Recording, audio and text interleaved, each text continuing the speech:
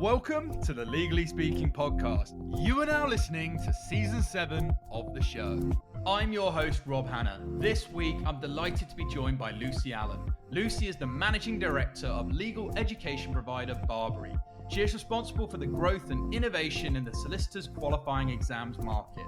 Lucie brings a unique perspective to the legal industry, having supported numerous businesses on an international scale. Prior to her role at BarBri, Lucie was a former Vice President of Global Law at Large for Thomson Reuters, Director of Account Management EMEA and Asia Pac for Channel Advisor, and Head of Account Management for NetNames. Throughout her career, Lucie has been a long-term passionate advocate for diversity and inclusion. At Thomson Reuters, she was an active member of the Transforming Women's Leadership in the Law Board and the Black Employee Network.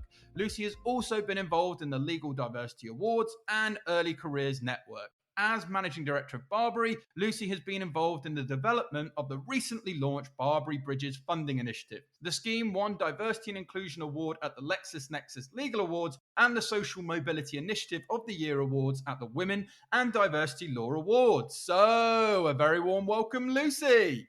A wonderful introduction. Thank you, Rob. It's great to be here.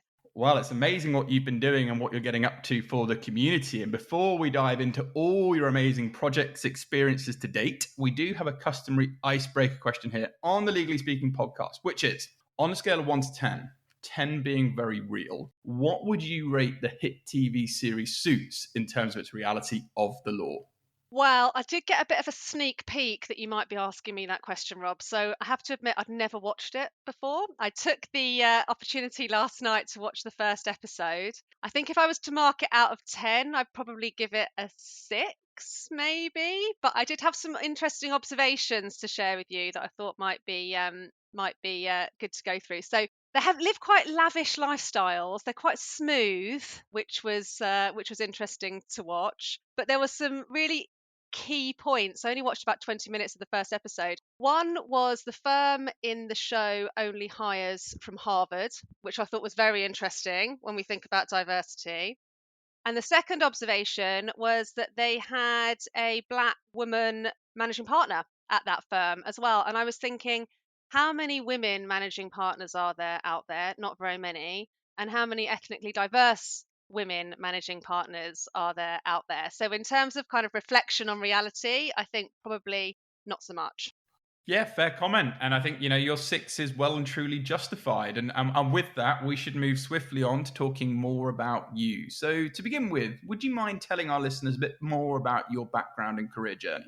Yeah, absolutely. So I've been working now for over 20 years, which feels like quite a long time when you say it out loud. But that's always been in commercial facing roles. So I've worked in small businesses, big businesses, public and private businesses, private equity backed businesses, but always kind of with the customer front and center.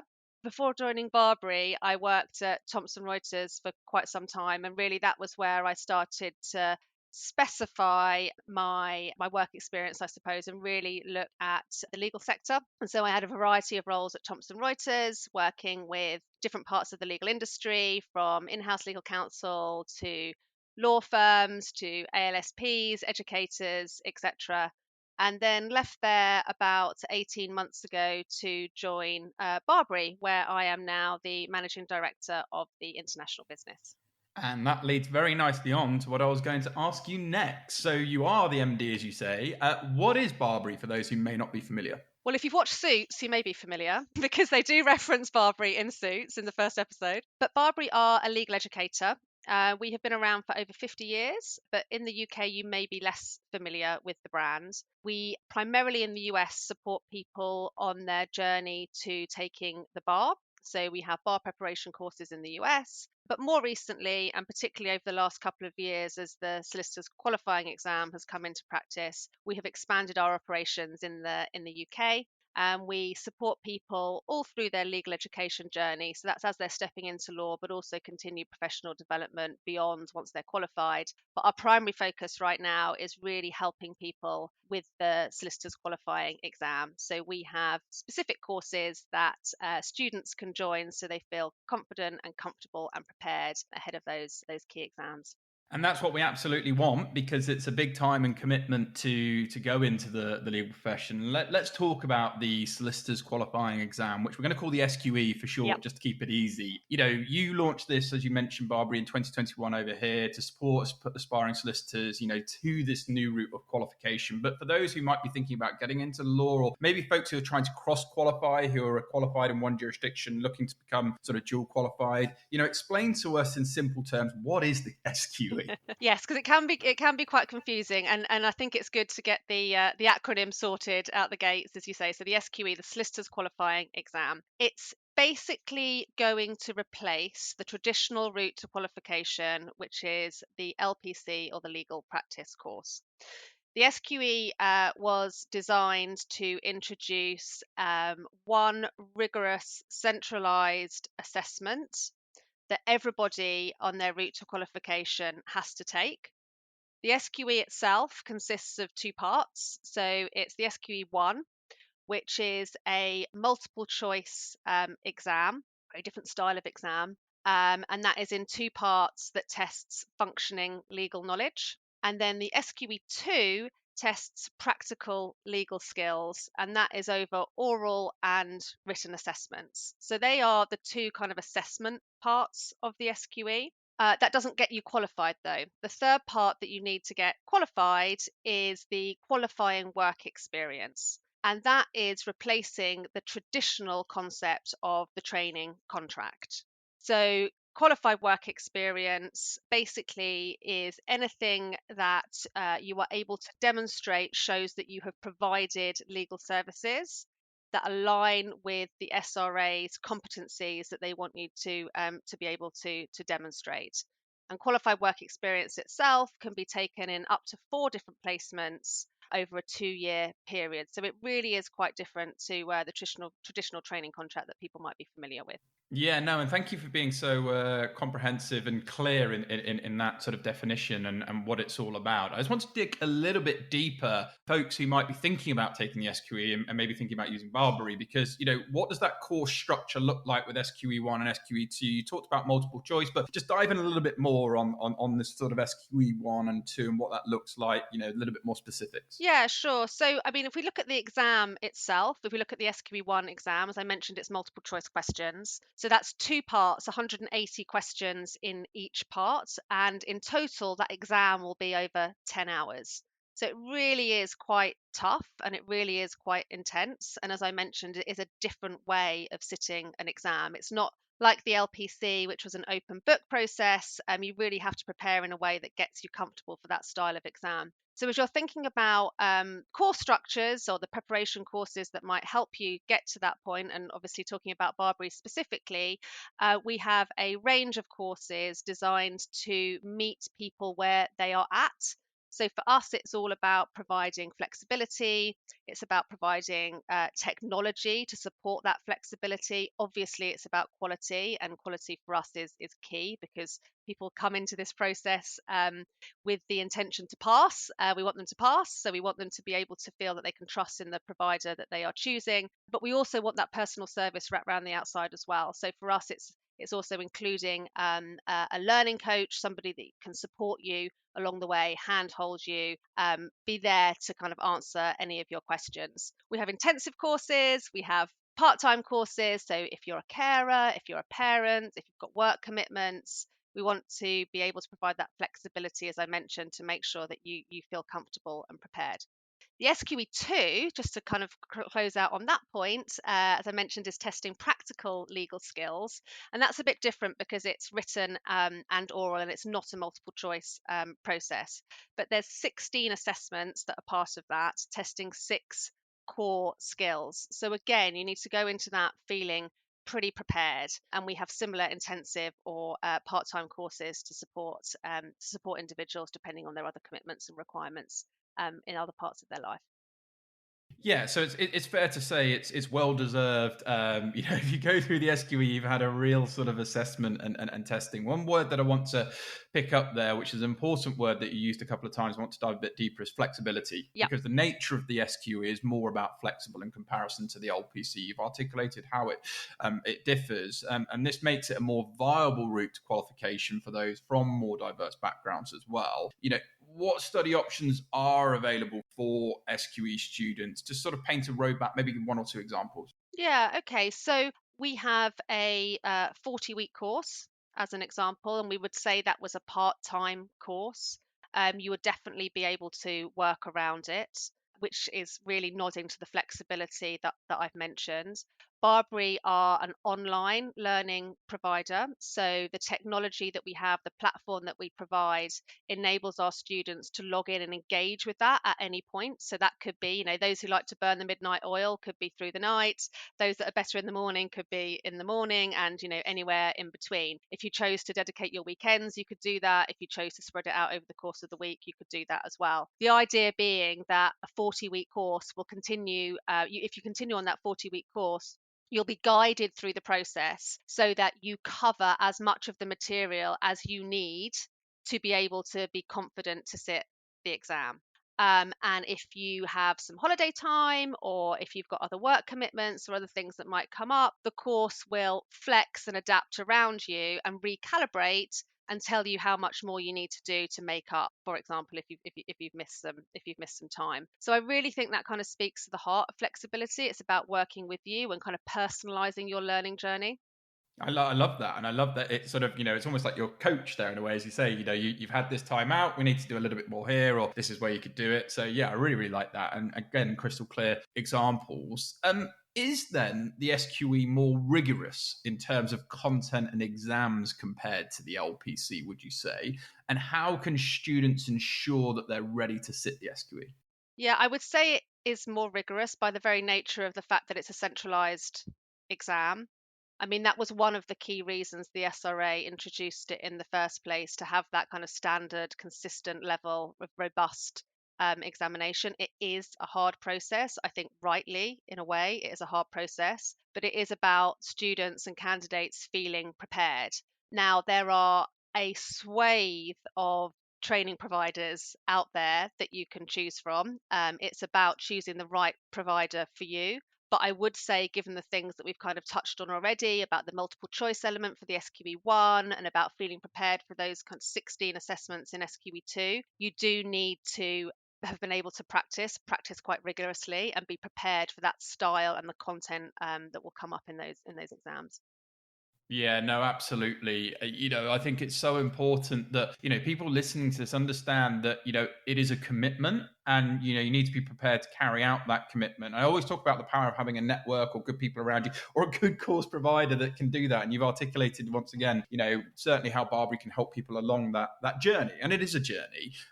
Let's talk a little bit more about the QWE, the qualifying work experience, which you've talked about, because that is part of it. You need to complete 2 years of this experience. And, there's a lot of debate out there and a lot of people talking about that. What does that involve? What does it mean for those who maybe have experience as a legal assistant, a paralegal, or at the citizen's advice? Tell us more. I think that's really interesting, and it is definitely a source of confusion. So the QWE qualifying work experience, it's replacing the training contract. The training contract was always something that was quite elusive, I suppose, and perhaps out of reach for some people. So the idea being with the qualifying work experience that it will open up access to others, open up access to perhaps those who've been unable to obtain the training contract to date. You need to get 2 years worth of relevant work experience, and that work experience is demonstrating that you are providing legal services in line with the SRA requirements. But you can get those that 2 years work experience across four different employers, four different projects. As you mentioned, citizens advice as an example. As long as that is demonstrating that you are providing legal service, as I mentioned, that would count. If people have been paralegaling for some time, and the work that they have been doing meets the requirements for QWE, that will count as well. So actually, what we are seeing is that there are a number of paralegals who haven't been able to get a training contract to date, who are now using this SQE route to actually accelerate their journey to qualification. The other thing that we're seeing is that there are a number of overseas qualified lawyers already who have, work experience under their belts. They've been practicing for more than 2 years in their jurisdiction. They have proven that they can practice law. They just now have to show that they understand English and Welsh law. And so going through the SQE process gives them the ability to get dual qualified as well. Yeah, it's great, isn't it? I think it gives so many options, particularly the SQE coming in to a system that I think it's always good. Change is always a good thing. I want to talk about the qualifying work experience a little bit more because it's been concerns from some employers. I'll choose my words carefully here. Not willing to sign off maybe students who've completed a term or 2 years of qualifying work experience. You've obviously articulated the process there, but are there any other resources available to help educate employers about the qualifying work experience, or where you would point them to? I think this is still definitely a work in progress as well with the sign off. I think there's confusion around what you're actually signing off. And what you're actually signing off is the experience that people have received and demonstrated. You're signing off the length of that experience, and you're also signing off that that experience demonstrated certain competencies. What you're not signing off is whether you as an individual believe that person can practice law. And you're not signing off whether they are ready to be a kind of day one solicitor. That is what the examination process is determining. So you pass the exams, you're proving that bit. Now you don't have to actually be in the same employment to get somebody to sign off that work experience. You could get a current employer to look at it based on what I've just said, that you're not, signing off competency, as it were. There are some people popping up around the ecosystem that are willing to provide sign-off sign-off procedures for individuals. But the best piece of advice I can probably give is just to go to the SRA website, because they have loads of information for employers and for individuals on the process. Yeah, no, absolutely, and I would encourage people to check that out. And I think you made a very clear point there that it's a whole process. The SQE, talked about SQ1, SQ2, the qualifying work experience. So if you are an employer listening to this and you do have that reserved or you're not sure, then just rewind and listen back to what Lucie said, because I think it's a it's a stepping stone. It's all part of, you're not completely saying that's all said and done, that's going to be a lawyer tomorrow. I've sort of my professional conduct and my reputation is on the line here. No. I think the whole point of this is actually as Lucie articulated. So please go back, rewind, listen to that again, and tell everyone else out there as well, because we want to give more people the opportunity to get access to work experience. Okay, so talking about growing and promoting, you're also responsible for the further growth and innovation in the SQE market. So how is BarBri currently promoting the SQE? In lots of ways. So, as I mentioned, we are part of a well-established organization. BarBri is a well-established organization in the US. We are more of a new kid on the block over here. So, some of what we're doing, I think, is pushing boundaries. And I think that is something we are very excited about. So, our online style of delivery, or online first, I should say, style of delivery, is a new way of delivering legal education. Now, obviously, online learning has been around for some time, and I think COVID has accelerated people's receptiveness to that. But our style is something new in the market. And what we are doing is working with students, and a student to us is somebody who has graduated, but a student to us is also a career changer, a paralegal, an overseas lawyer, anybody who's thinking about taking the SQE. We are also working with employers, and so employers are obviously law firms, but it's beyond kind of city law, it's beyond big law, and actually the SQE opens up opportunity into the mid-market space as people think about bringing on trainees where they perhaps hadn't had previously, but also it opens up a whole world of opportunity into the in-house space, and we're working with many in-house employers as well. The other thing that we're really starting to push and promote and getting some great traction on, as we're seeing more widely across the industry as well, is apprenticeships. And the solicitor apprenticeship, I think, works so well with the SQE that there is a really exciting increased appetite and interest in that from employers and from candidates alike. For BarBri specifically, we are about being the kind of the progressive alternative, and as I mentioned, breaking barriers. So what we want to do is walk the talk. The SQE and the introduction of that in itself is not going to have the radical change that it was necessarily thought of, or the impact is not going to be as radical as it was necessarily initially thought. And it's going to take the wider ecosystem, I think, to kind of all hold hands and really push for change if we are to see increased access and therefore improved diversity as well. So for us at BarBri and promotion of the SQE, it is about everything else that it encompasses, as well as actually just getting ready for the exam. Yeah, no, and you make a really good point, and I always say we is greater than me and collaboration is domination, and bringing the whole thing together really does help. And just touching on the apprenticeship route as well, because we've had Holly Moore, who I know, knows BarBri very well. And I think you've been very strategic in using legal creators with distribution as well to help amplify that, who are really good role models. So, it's really kind of innovative ways of getting the message out there. Time for a short break from the show. Are you looking for a way to get your firm working more efficiently and profitably while ensuring a better work-life balance for your team? Well, if you haven't considered our sponsor 𝐤𝐬𝐬𝐿, I'm here to strongly recommend that you do. I absolutely love working with 𝐤𝐬𝐬𝐿. Not only is it the world's leading legal practice management and legal client relationship management software, it also has a really solid core mission to transform the legal experience for all, something I personally support. What sets 𝐤𝐬𝐬𝐿 apart for me is their dedication to customer success and support. There are lots of legal softwares out there, but I know from talking to 𝐤𝐬𝐬𝐿 users that their support offering is miles ahead of the rest, with their 24/5 availability via email, in-app chat, and over the phone. Yes, you can actually call in and speak to someone. 𝐤𝐬𝐬𝐿 is also the G2 crowd leader in legal practice management, in comparison to 130 legal practice management softwares, and has been for the last 14 consecutive quarters. G2 Crowd is the world's leading business solutions review website.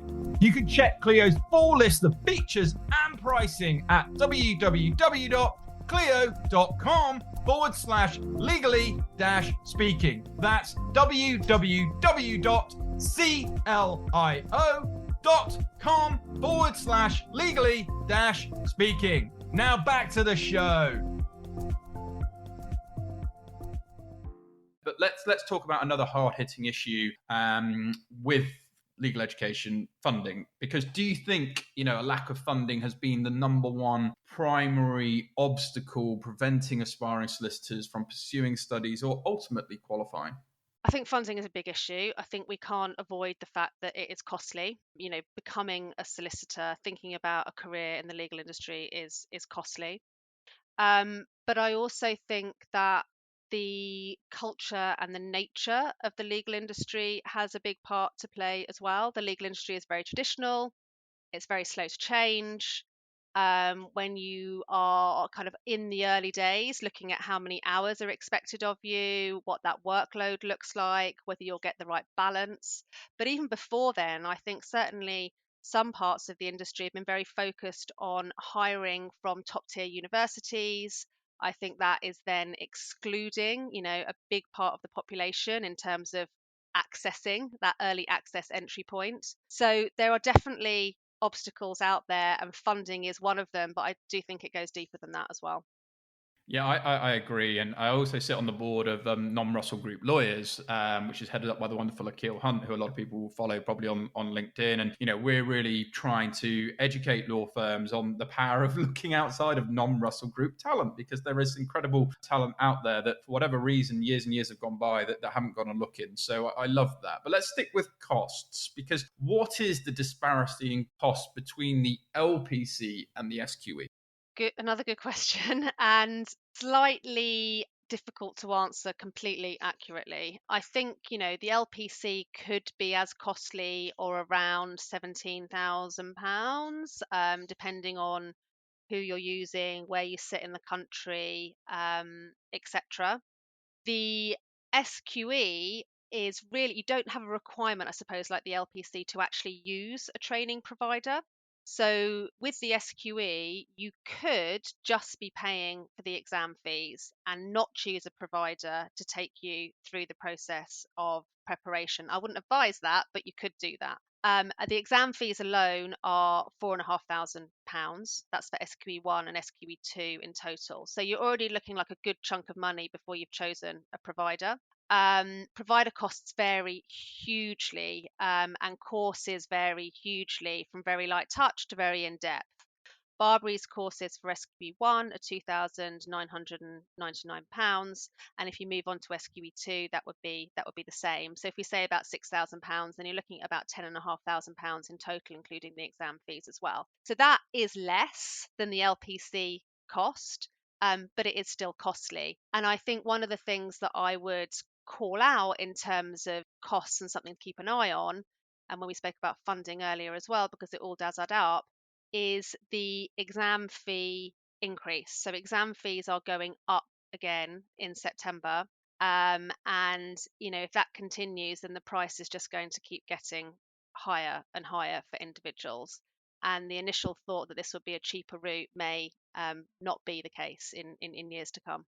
Yeah, no, and it's important that we're clear about that. But there are always, where there's perhaps hurdles, there's the solutions or things that people are thinking about. And I mentioned in the introduction that BarBri's created the funding initiative, BarBri Bridges. So what is BarBri Bridges about, and what does it aim to achieve? Tell us more.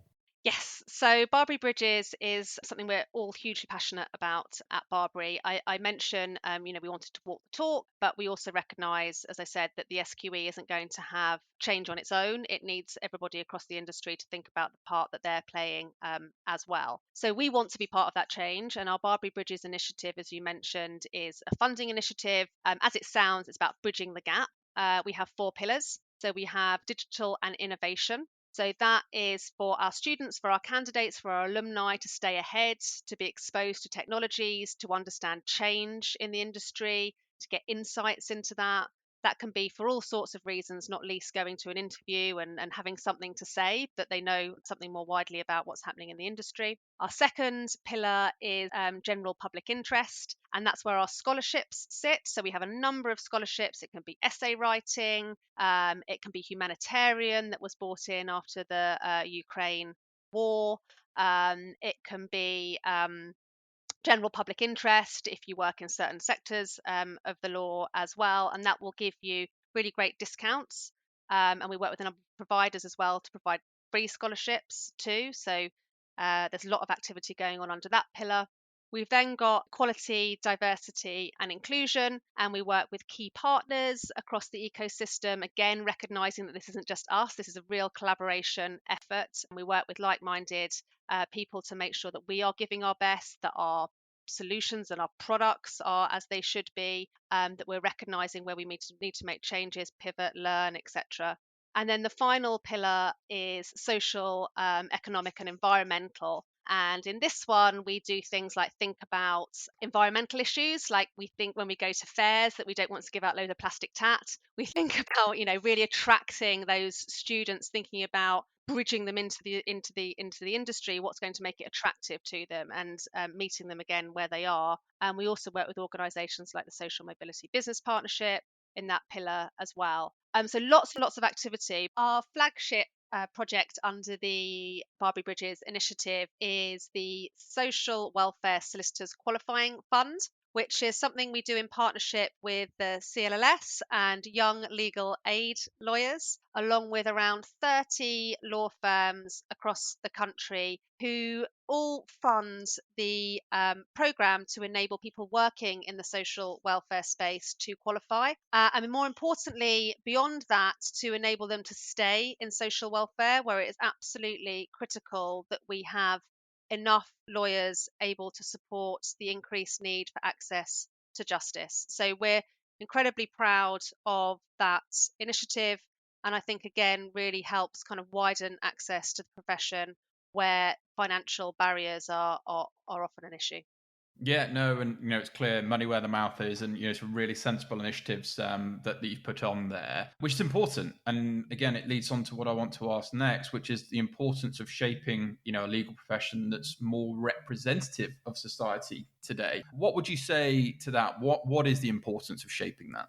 I mean, it's critical. It's absolutely critical. So representation of diversity across the profession is key. We know that women continue to be underrepresented. I mean, they're not underrepresented until they get to levels of seniority, and then they quite rapidly become underrepresented. We know that ethnically diverse individuals are underrepresented. We know that people with disabilities are underrepresented. And if a firm or an employer is working with a broad sector of society, then you just need to be able to demonstrate that you understand them, that you can provide better client and customer management through understanding the unique challenges and nuances, and that these different groups need to the attention that needs to be given. So I think from a diversity perspective, it's absolutely critical. But I think more widely than that, when you think about the legal profession representing society, it's also thinking more deeply about being susceptible and adaptable and able to change.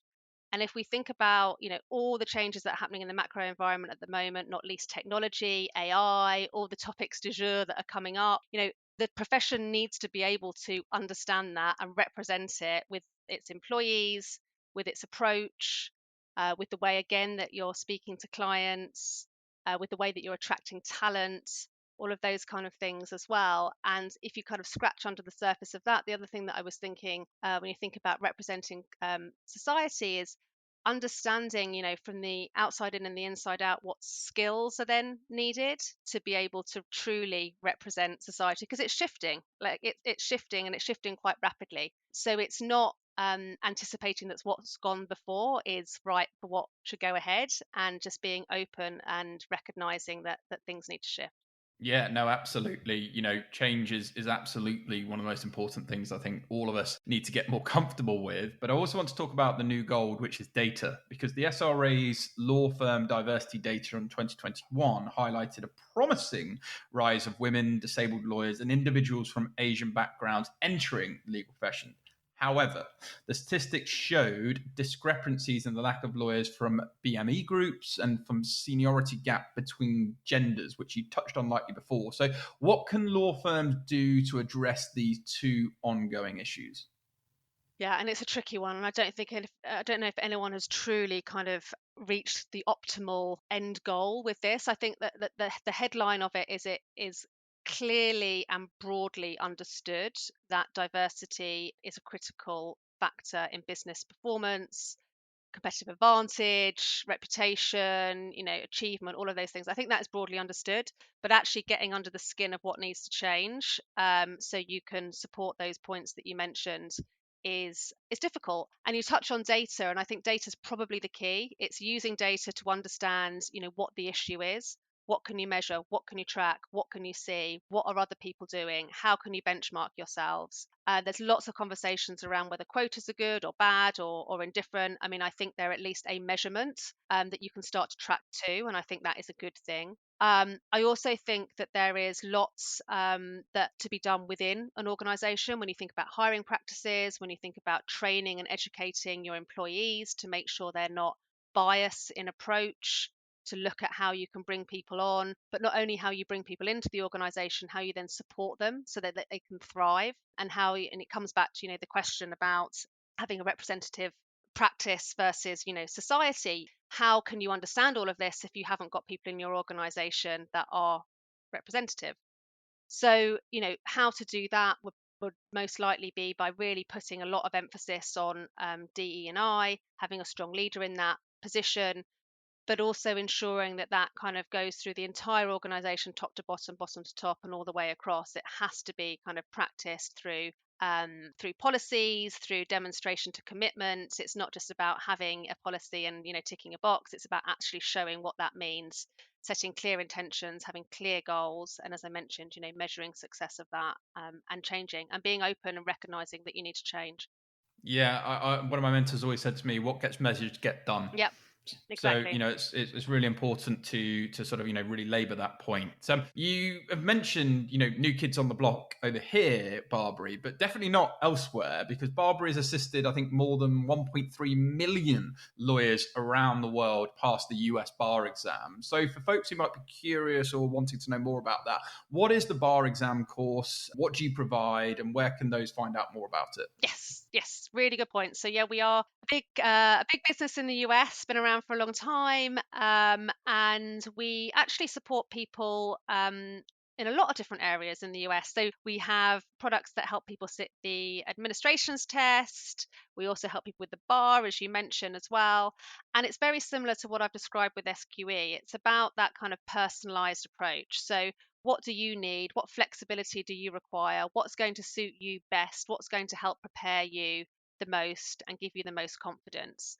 So we have different products depending on people's personal commitments and requirements, and a level of support that we can layer over the top with learning coaches and mentors and that more personal touch if people require it as well. The best thing to do is to go to barbri.com, and you'll find lots of information there.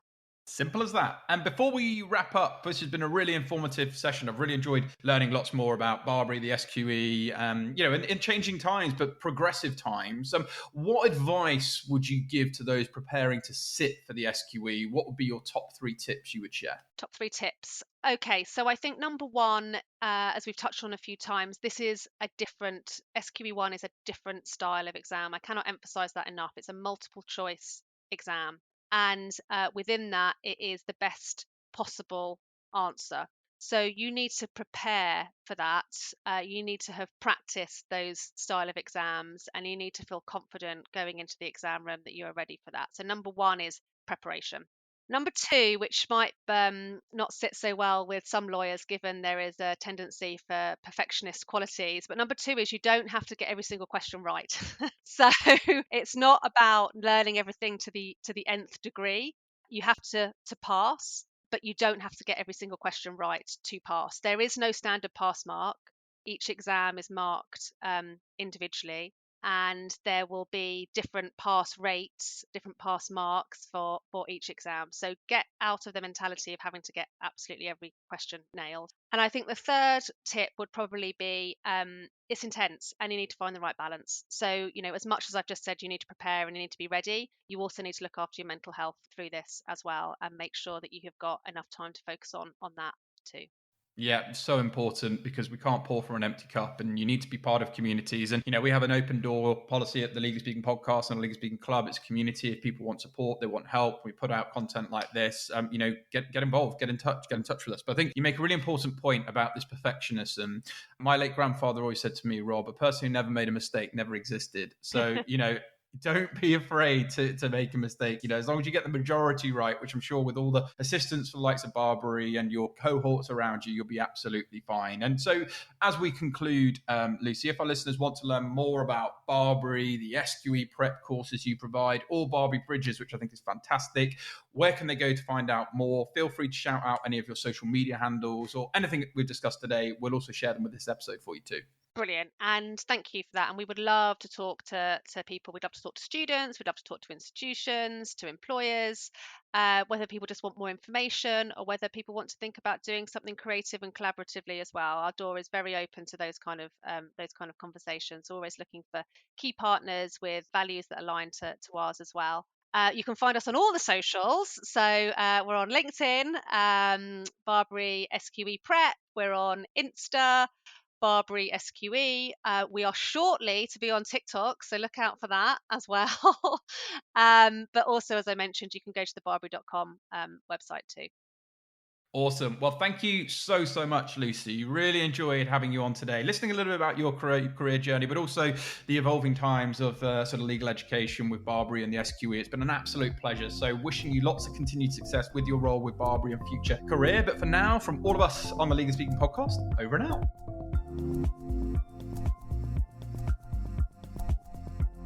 Thank you for listening to this week's episode. If you like the content here, why not check out our world-leading content and collaboration hub, the Legally Speaking Club, over on Discord. Go to our website, www.legallyspeakingpodcast.com, for the link to join our community there.